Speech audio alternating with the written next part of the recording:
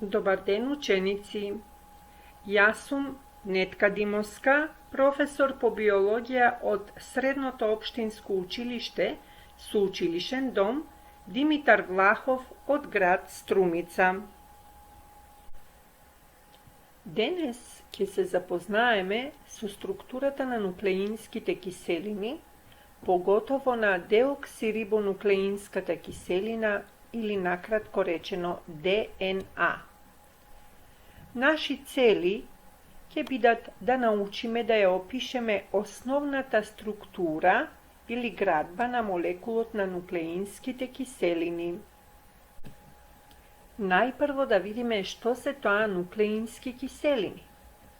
ДНА и РНА за прв пат биле изолирани од клеточното јадро од страна на Мишер 1872 година, поради што биле наречени нуклеински киселини.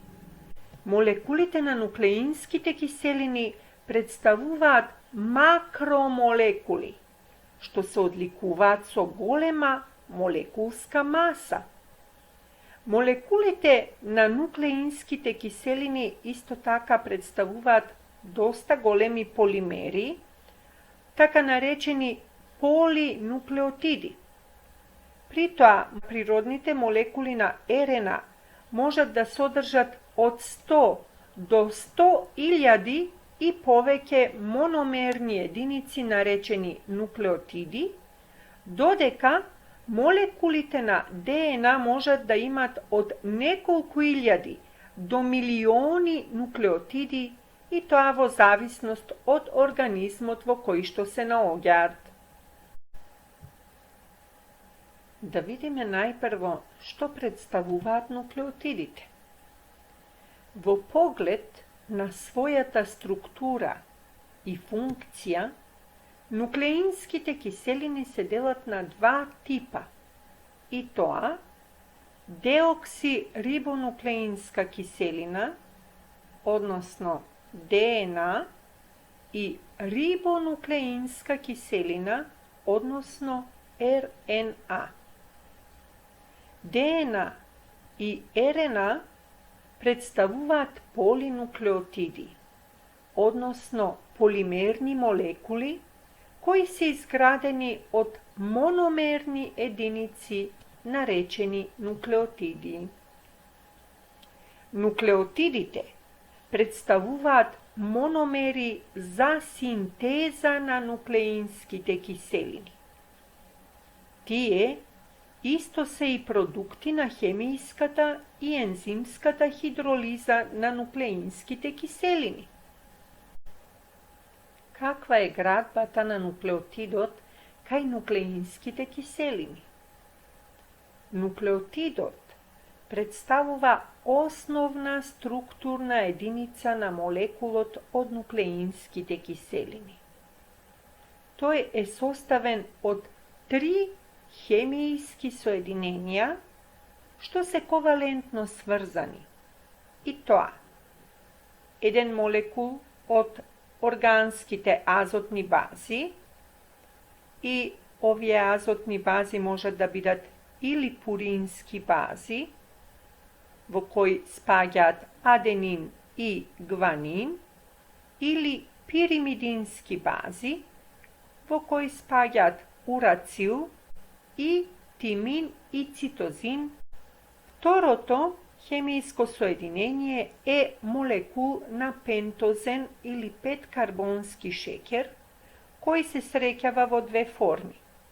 И тоа во форма на деоксирибоза, кој е присутен во молекулата на ДНА, и рибоза, кој е присутен кај молекулата на РНА.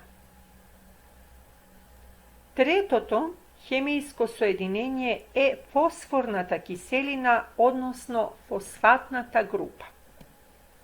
На десната страна од екранот имате шематски приказ на градбата на нуклеотидот.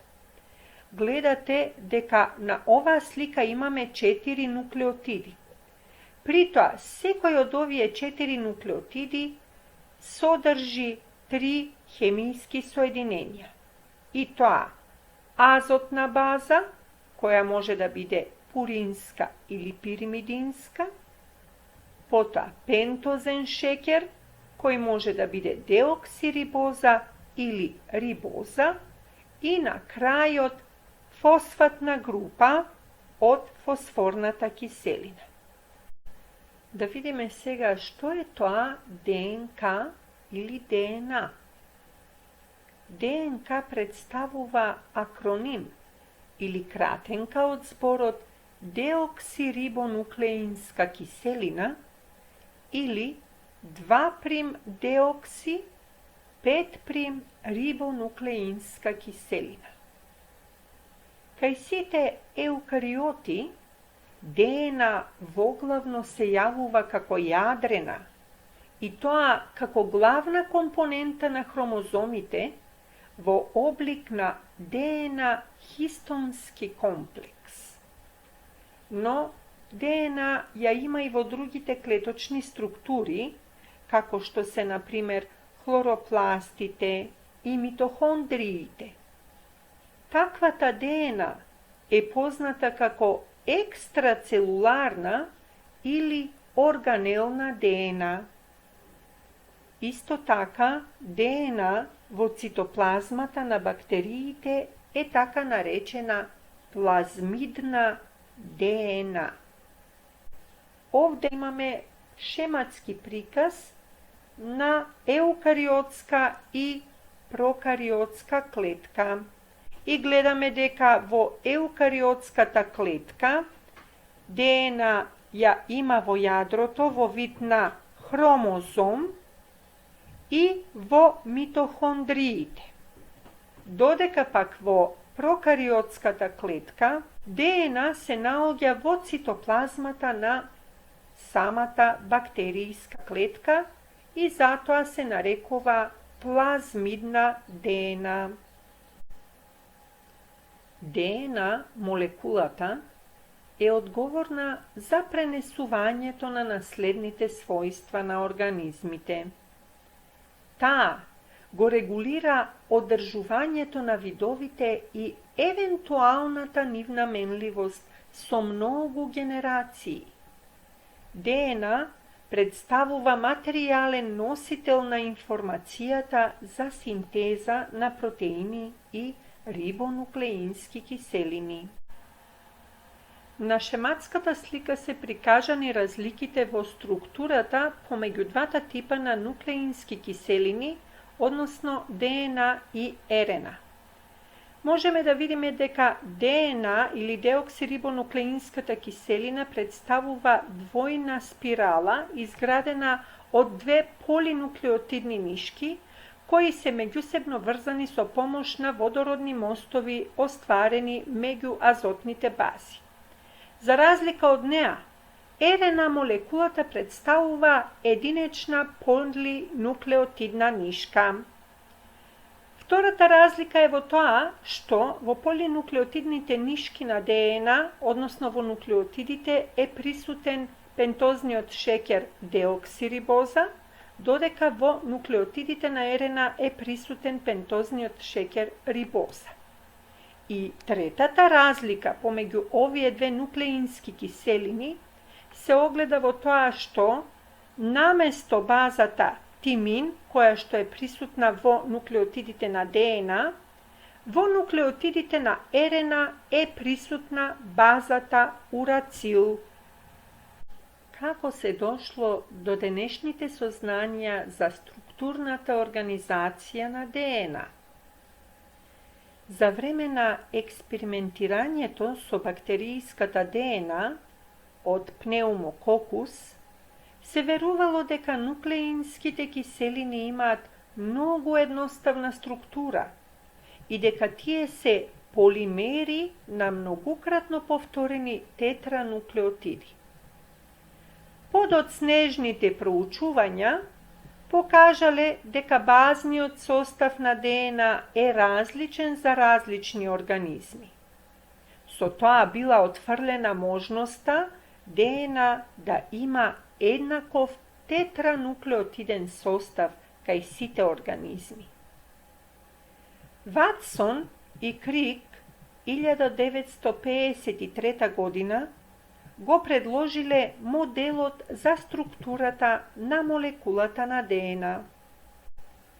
Според моделот на Ватсон и Крик, ДНА е составена од две полинуклеотидни низи, поврзани во двојна спирала, преку поврзување на базите од двете низи со водородни врски или мостови. Пуринските бази од едната низа преку водородни врски се поврзуваат со нивните комплементарни пиримидински бази од другата низа и тоа со строга прецизност. Така, секогаш се градат следните базни парови: аденин-тимин со двојна врска и гуанин-цитозин со тројна врска. Значи, ако е познат редоследот на нуклеотидите од едната полинуклеотидна низа, тогаш и другата низа ќе биде комплементарна на првата, односно ќе биде познат редоследот на втората низа од ДНА молекулата. Двете полинуклеотидни низи на ДНА молекулата по ориентација се антипаралелни. Специфичноста на водородните врски меѓу азотните бази аденин и тимин или гуанин и цитозин ја објаснува постојаноста на базниот состав и комплементарноста на двете полинуклеотидни низи во двојната спирала. Редоследот на базните парови во ДНА аденин-тимин или гуанин-цитозин може да биде специфичен белег за видот на организмите. Од ова следи дека бројот на различни секвенции, односно последователности на базни парови во ДНА е бесконечен. Тоа дава едно огромно количество на запишана или закодирана информација. Од моделот може да се види дека физичката структура на ДНА молекулата може да биде лесно изменета, без да се нарушат ковалентните врски. Например, при загревање или титрирање со бази, се кинат, со што се предизвикува раздвојување на двете полинуклеотидни низи.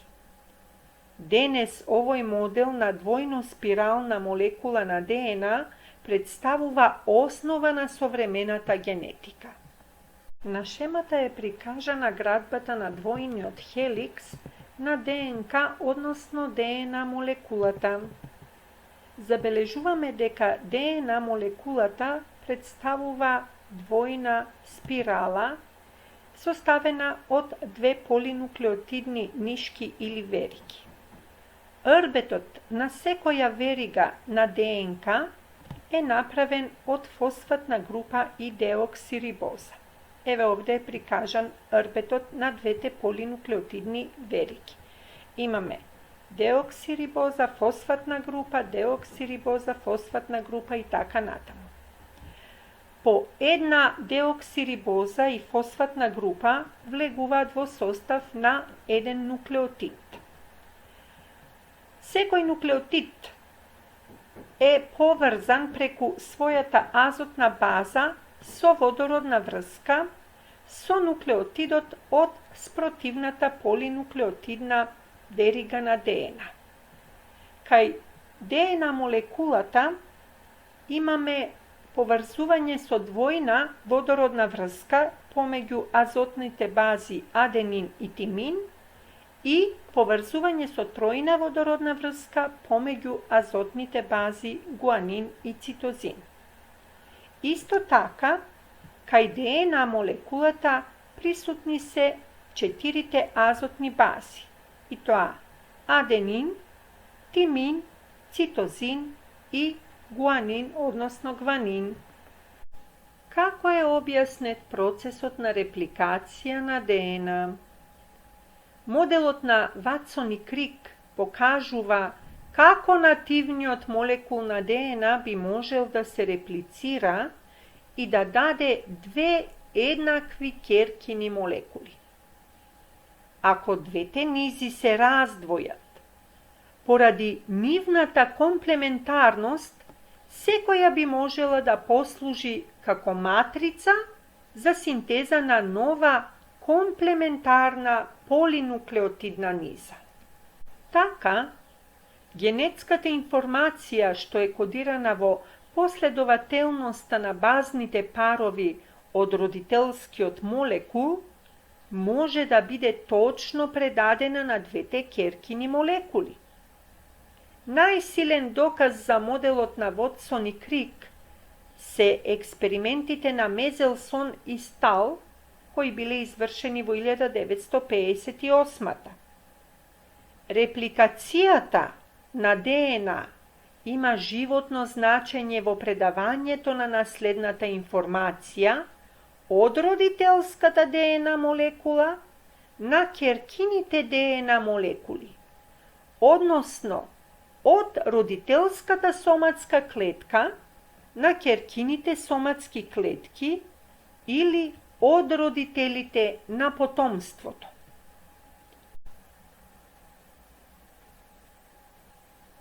Привидната едноставност на полуконзервативниот начин на репликација на ДНК прикрива еден сложен биохемијски механизам. Најверојатно, сложениот репликационен апарат се развил за да ја обезбеди точноста во преносот на информациите меѓу родителската ДНК и ќеркините молекули на ДНК. Пријатно учење, ученици!